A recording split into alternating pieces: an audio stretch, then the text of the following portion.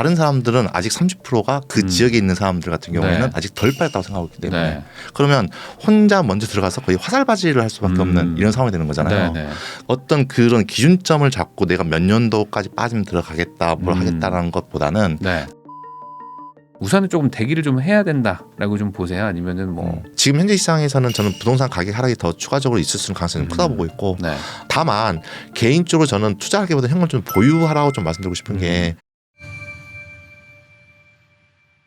지금 북극성주님 모시고 이야기 나눠보고 있는데요. 거래량이 좀 평균까지 와야지 이제 조금 어떤 유의미한 추세를 볼 수 있다라고 얘기를 해주셨는데 거래량 말고 어떤 쉽게 와닿는 거는 사실 가격인 거잖아요. 뭐 예전에 가격이 얼마였는데 지금 얼마까지 빠졌으니까 사도 된다 이런 식으로 생각하는 게 좀 직관적이긴 한데 이렇게 생각하는 건 어떠세요? 뭐 그러니까 20년 가격이면 산다, 뭐 19년 가격이면 산다 이런 얘기 많이들 하시거든요. 근데 그게 굉장히 좀 이렇게 리스크가 좀 있다고 보는 게 뭐냐면 전문가들도 그런 이야기를 하고 그다음에 본인들 각자 그런 생각을 갖고 있을 거예요. 갖고 있는 건데 중요한 거는 이제 본인의 그 주관적인 의사대로 과연 시장이 흘러갈 수 있긴 했는데 예를 들어서 제가 A라는 지역이 있는데 A라는 지역이 가격이 내가 한 나는 30% 정도만 빠지면 나는 이거는 바닥이라 보고 있다라고 해서 본인은 30% 정도 빠졌을 때 집을 매수하게 되는 거죠. 내 집만 하게 되는데 근데 매수한 이후에도 보면 그 시장이 움직이지 않는 거예요. 왜냐하면 다른 사람들은 아직 30%가 그 지역에 있는 사람들 같은 경우에는 아직 덜 빠졌다고 생각하고 있기 때문에 그러면 혼자 먼저 들어가서 거의 화살바지를 할 수밖에 없는 이런 상황이 되는 거잖아요.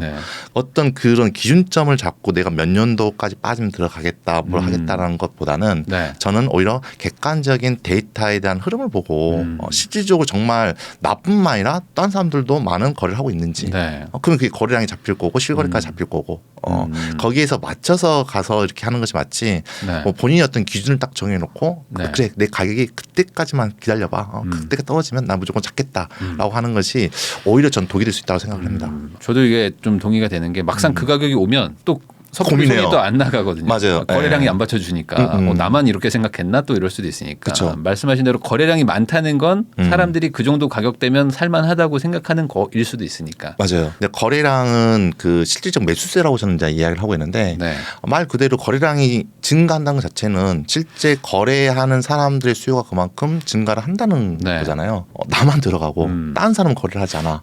그렇다고 한다면 다른 사람들 같은 경우에는 현재 지금 가격이 쉽게 말하면 마음에 안 든다는 거죠. 더 떨어질 수 있는 상황이라고 보고 있고 감만하고 있는데 고집을 피우면서 내 생각이 맞아. 저 사람들은 내가 지금 이층 들어가는 게 선점하는 거고 저 사람들은 지금 현재 시장의 분위기를 지금 모르는 거야. 라고 해서 들어가는 것이 오히려 그게 독이 될 수 있고 화살바지가 될 수 있고 그런 리스크가 나타날 수 있는 가능성이 굉장히 커지는 거죠. 그러니까 여기서 바닥을 찍어서 반등하는데 내가 안 샀다가 오르면 어떡하지라는 생각을 또 하다 보니까 지금 뭔가 좀 불확실한 데이터들을 가지고 우선 들어가는 분들도 있는데 뭐 더 많이 먹을 수 있을지언정 조금 좋은 선택들은 아닐 수 있다. 그렇죠. 근데 오히려 저는 차라리 반등장을 보이고 나서 그래서 거래량도 증가하고 매수심리도 증가하고 실제 시세도 반등의 모습을 보이고 나서 그리고 나서 한 3개월, 6개월 이때 들어가도 저는 상대적으로 리스크가 적으면서 어떤 매수를 좀 적극적으로 이렇게 하거나 내 집만 적극적으로 시도를 해본 타이밍이지 않을까 생각이 들거든요. 그게 왜냐하면 서울 같은 경우에도 지금 2013년도부터 사실 2022년까지 상승했으면 거의 9년 동안 상승했잖아요. 9년 동안 상승했다는 그런 기준을 갖고 다시 과거로 돌아갔을 때 내가 2013년도 상승했는데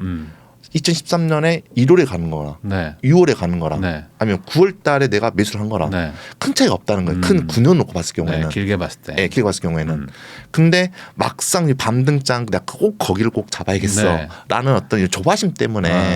그러니까 지금 잡으면 저기 뭐 그 잠실인데 조금 있으면 판교고 조금 있으면 분당 가고 이럴까 봐. 그렇죠.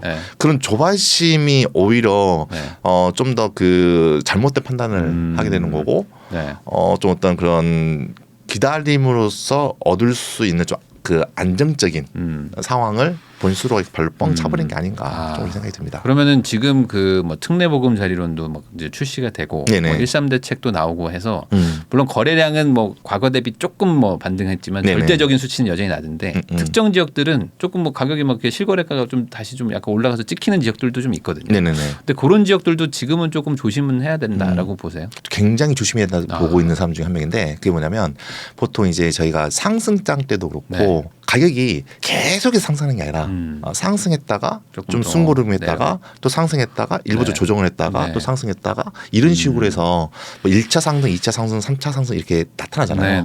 과거에 또 서울만 본다 하더라도 상승했다가 2008년도의 상반기에 잠깐 또 조정받았다가 또 2차 상승 가고 하는 것처럼 하락장도 똑같아요.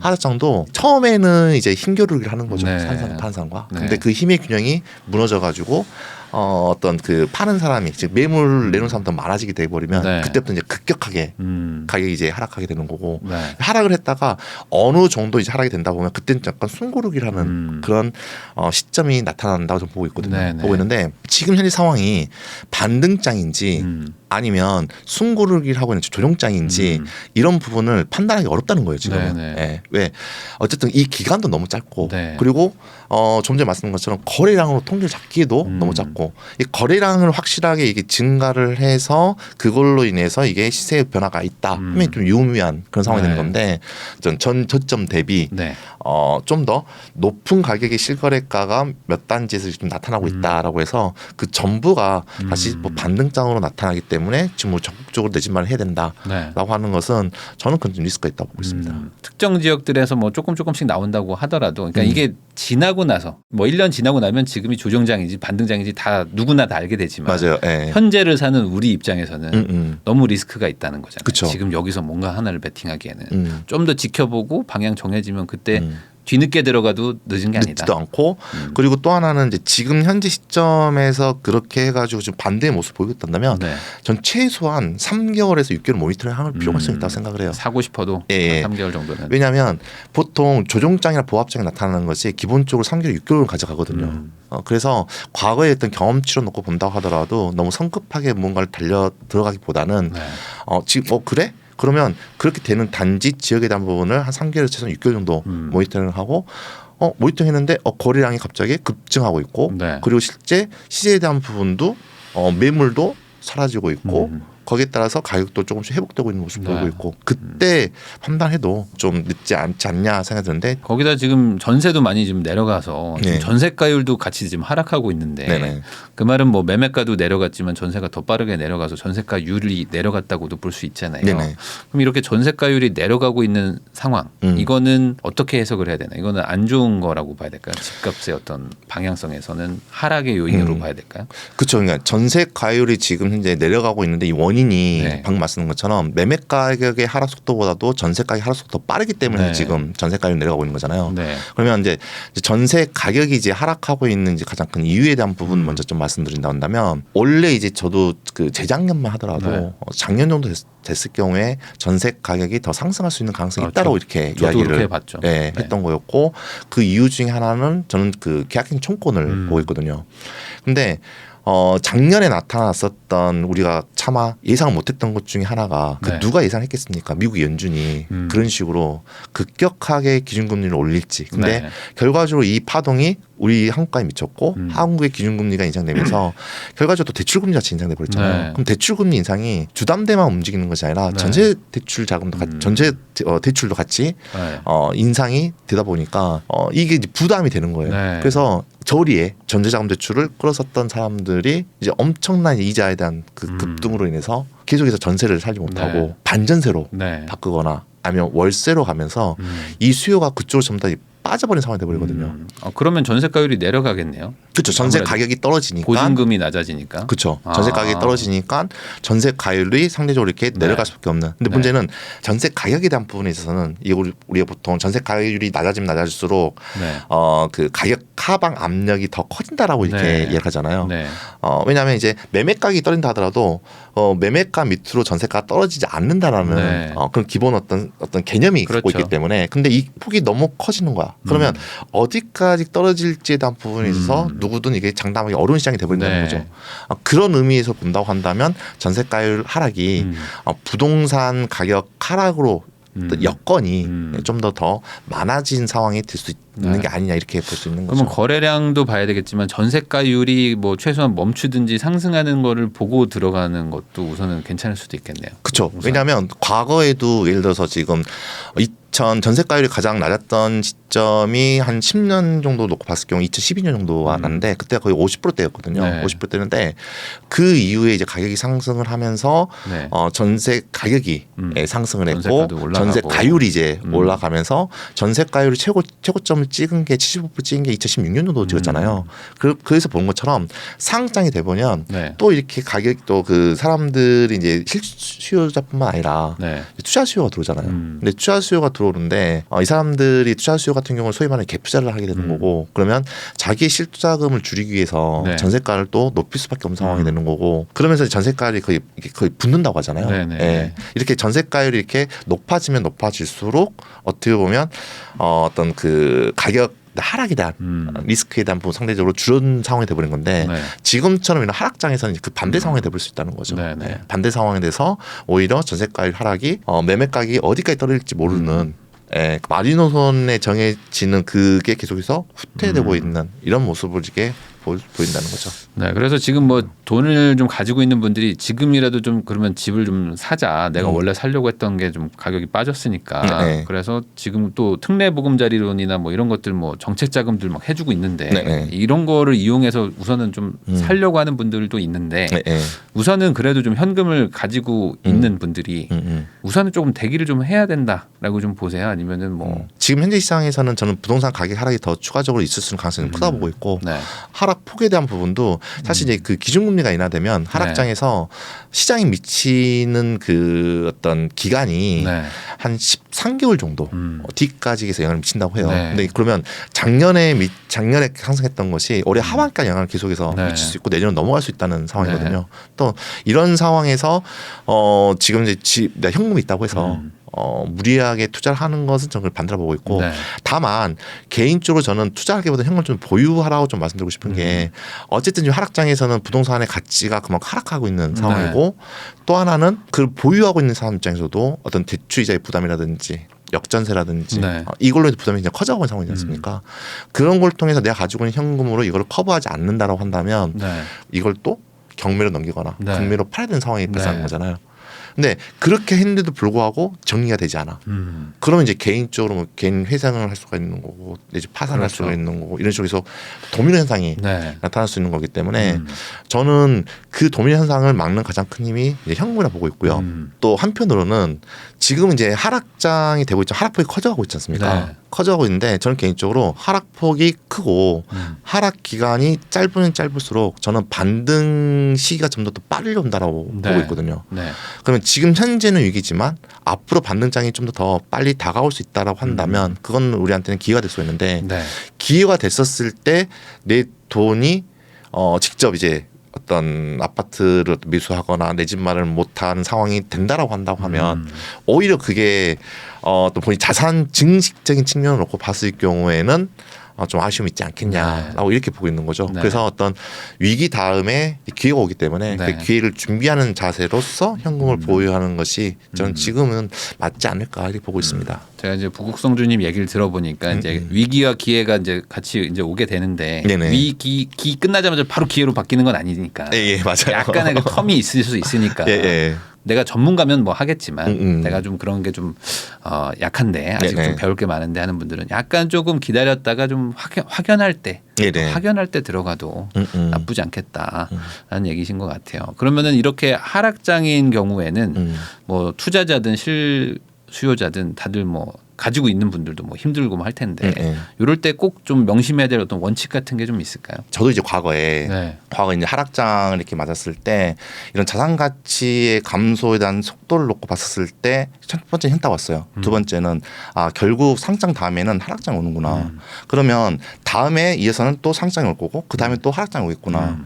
근데 내가 그 전에 하락장을 준비하지 못했기 때문에 내가 지금 이렇게 어떤 큰 자산의 손실을 받고 그리고 내 현타가 오는구나 해서 하락장이 나한테 지금 어떤 영향을 미치고 자산이 변화가 어떻게 발생하는 거고 그다음에 하락장이 나타나는 시그널에 대한 부분이 현장이 어떤 모습을 보이고 있고 이런 것들을 하나하나 저는 정리를 하고 메모하고 준비하는 것이 저는 굉장히 중요하다고 생각을 해요. 준비를 하고 내가 무엇을 놓쳤기 때문에 이런 하락장에서 좀 손해를 이렇게 보고 그리고 내가 적극적으로 대응을 못한지에 대한 부분에 대해서 체크를 하고 그 원인에 대한 부분은 피드백을 하고 그걸 통해서 다음 하락장에서는 똑같은 상황을 반복하지 않고 그렇다고 한다면 어떤 그 상장의 끝자락에 갔었을 때 내가 이제 욕심을 비우고 그거를 매도를 하는 이런 시그널 모습 보이고 1차적으로는 정부에서는 계속해서 규제에 대한 정책을 발표하겠고 그 규제에 대한 정책에 대한 부분이 점점 이제 내가 거래를 할 수 없는 상황으로 거래를 한다 하더라도 결과적으로 세금을 제외해 버리면 남는 게 없는 이런 상황이 발생된다라고 했을 경우에는 이게 지금 시장이 이런 식으로 계속해서 수요 심리에 대한 부분을 위축해서 가져간다 한다면 결과적으로는 다시 하락장의 모습이 좀 빨리 나타날 수도 있는 가능성이 크지 않겠냐에 대한 부분과 경제적인 부분에 있어서도 이게 이슈가 될 수 있는구나 이런 것들을 지금 잘 기억에 둔다고 한다면 다음 장에서는 훨씬 더 좀 마음을 편안하게 하락장을 보낼 수 있지 않을까 생각이 듭니다. 저도 이번에 투자를 해놓은 것들이 막 대출 금리가 막 올라가는데 이걸 뭐 저도 지나고 나서 보니까 대출 금리 이렇게 올라갈 거라고 예측을 했었다면 좀 정리를 좀 해놨을 텐데 저도 뭐 미처 예측을 못했기 때문에 저도 지금 뭐 이자 막 때려 맞고 있거든요.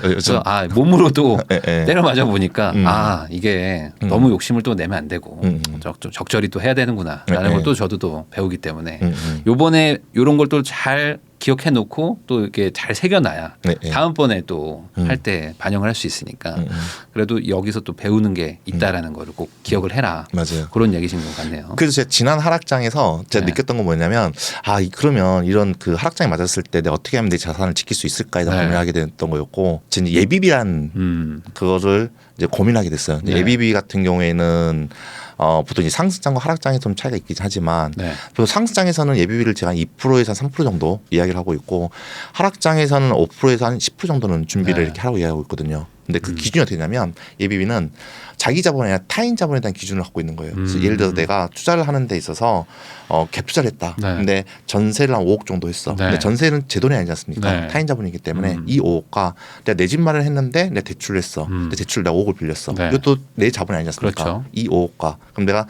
대출 5억과 전세 5억을 합친다면 이게 총 10억이 되지 않습니까? 10억이 되면 이 10억을 기준으로 상장에서는 2에서 3% 그리고 15월 기준으로 하락장에서는 5에서 10% 어떻게 하면 이런 것들을 좀 더 극복할 수 있고 내 자산 지킬 수 있을까 고민을 하다 보니까 예비비를 철저하게 잘 운영하고 있고 지금도 계속 꾸준히 하고 있는 것 같아요. 저는 달러랑 금을 좀 사놨었었는데 그거 안 사놨으면 큰일 날 뻔했다. 그나마 걔네들이 좀 리스크 방어용으로 사놓긴 했었는데 그나마 걔네들이 좀 효자여가지고 이자 오른 걸 그걸로 지금 금으로 충당을 해야 되겠다 이런 생각을 하고 있는데 그만큼 정말 예비비라는 건 중요한 것 같아요. 그래서 만약에 지금 사는 분들이 또 막 많이 빠졌다 보니까 여기서 또 욕심내서 사시는 분들도 있거든요. 맞아요. 근데 여기서 만약에 또 더 빠지면 이제 감당이 안 되니까 항상 그 남의 돈 빌린 거에 한 10% 정도, 그쵸, 5에서 최대 10% 정도는 빼놓고 사시는 게 그래도 좀 대응할 수 있다라는 거, 이거 좀 기억해 주시면 좋을 것 같네요.